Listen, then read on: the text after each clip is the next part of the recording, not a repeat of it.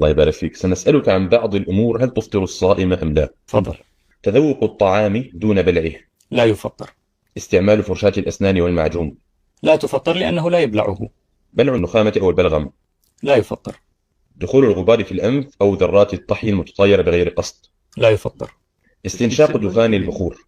لا يفطر ولكنه يكره. السب والشتم والمشاجرة مع الآخرين. لا تفطر إلا أنها تذهب أجر الصيام. سب الذات الإلهية والدين. هذا يخرج من الدين كله.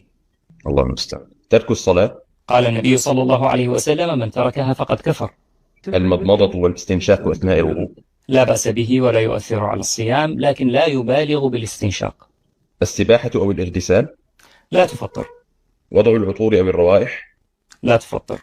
بلع الريق الكثير. لا يفطر ولكن يكره أن يجمعه بفمه ثم يبلعه كثيرا. الاحتلام.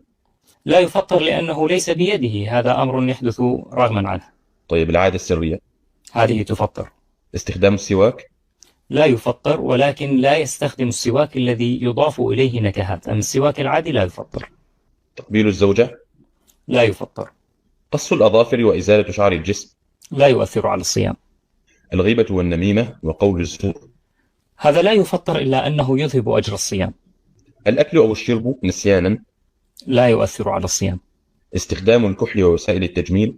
إن كان بالحلال أي تستخدمها أثناء وجودها في البيت فإنها لا تفطر، أما إن خرجت بها خارج المنزل ورآها الناس لا تفطر إلا أنها تذهب أجر صيامها. صبغ الشعر.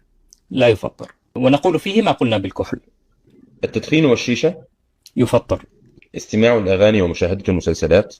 لا تفطر ولكنها تؤثر على الصيام فتذهب أجره. دهن الجسم بالكريمات أو الزيوت المرطبة. لا تفطر. تأخير غسل الجنابة إلى ما بعد طلوع الفجر. لا يفطر. بلع حشرة دخلت الحلقة بغير قصد. لا يؤثر على الصيام طالما أنها بغير قصد. شم دخان الطبخ.